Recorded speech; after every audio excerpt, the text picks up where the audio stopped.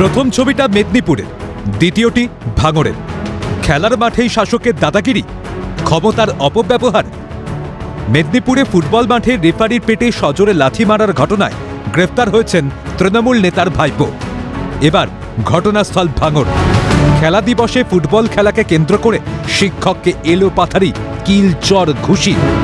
আক্রান্ত হাতিশালা সরোজিনী হাই মাদ্রাসার শিক্ষক। অভিযুক্ত শওকত মোল্লা ঘনিষ্ঠ তৃণমূল নেতা খয়রুল ইসলাম। ভাঙড় ২ নম্বর পঞ্চায়েত সমিতির বন ও ভূমির কর্মাধ্যক্ষ তিনি। তার বিরুদ্ধে উত্তর কাশীপুর থানায় অভিযোগ দায়ের করেছেন আক্রান্ত শিক্ষক। থানার সামনে বসে প্রতিবাদ ছাত্রদের। ওখানে আমি ছিলাম, আমি মাঠের বাইরেই ছিলাম। আমি একজন প্লেয়ার, এখানে জেলা সচেতনের ছাত্র। ওখানে আমরা ছিলাম, তো কিছু স্যারদেরকে নিয়ে যাচ্ছিল, কজন লোক হয়তো স্যার রাজা স্যারই নিয়ে যাচ্ছিল হয়তো। তারপরে দেখলাম হঠাৎ স্যারকে মারধর করলো। আমিও গিয়েছিলাম ওখানে, যাওয়ার পর দেখলাম আমাকেও ঠেলে ফেলে দিচ্ছিল পার্টি পাড়ার লোক। এমনভাবে গালাগালি করছিল, শোনার মতো না। লেগেছে হাতে লাগার পরে, আমি কি হয়েছে আমি জানি না ঠিকই, কিন্তু হাতে লাগার পরে ওঠার পরে তারপরে শুনলাম যে আমাদের স্যারকে মারধর করা হলো। খেলার রানিংই মারধর করা হলো। স্যারকে নিয়ে যাচ্ছিল পার করার জন্য, সেখানে গিয়ে স্যারকে উদাহরণ মারধর করা হলো। কি থেকে ঝামেলার সূত্রপাত? জানা গিয়েছে শনিবার খেলা দিবস উপলক্ষে ভাঙড় ২ নম্বর ব্লক এবং পঞ্চায়েত সমিতির উদ্যোগে আন্তর্রাজ্য ফুটবল খেলার আয়োজন করা হয় কারবালা ফুটবল ময়দানে। এই খেলার ফাইনাল খেলায় মুখোমুখি হয়েছিল ভগবান হাই স্কুল ও হাতিশালা সরোজিনী হাই মাদ্রাসা।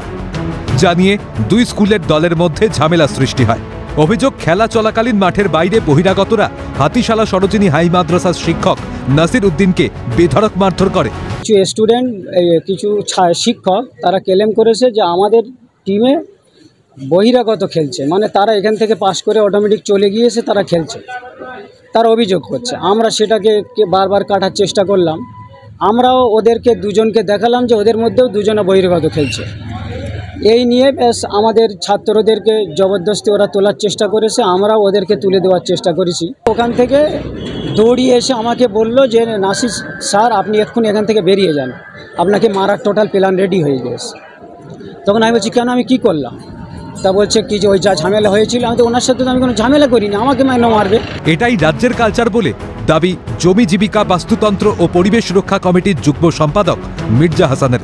নতুন কিছু না, এই রাজ্যের একটা কালচার হয়ে দাঁড়িয়ে আছে।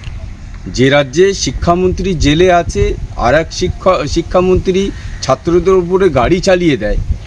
যে রাজ্যে শিক্ষকদের পথে নেমে চাকরির জন্য দাবি জানাতে গেলে তাদের লাথি খেতে হয়, সে রাজ্যে এরকম ছোটোখাটো যা নেতা, অঞ্চল সভাপতি আছে, অঞ্চল নেতা আছে, বুথ সভাপতি আছে, তারা শিক্ষকদের লাথি মেরে রাস্তায় ফেলে দেবে।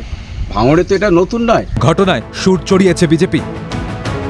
ভাঙড়ে শিক্ষক প্রথমবার খেল, এর আগে যে আরাবুল জগ ছুঁড়ে মারল, শিক্ষক কি প্রথমবার মার খেয়েছে?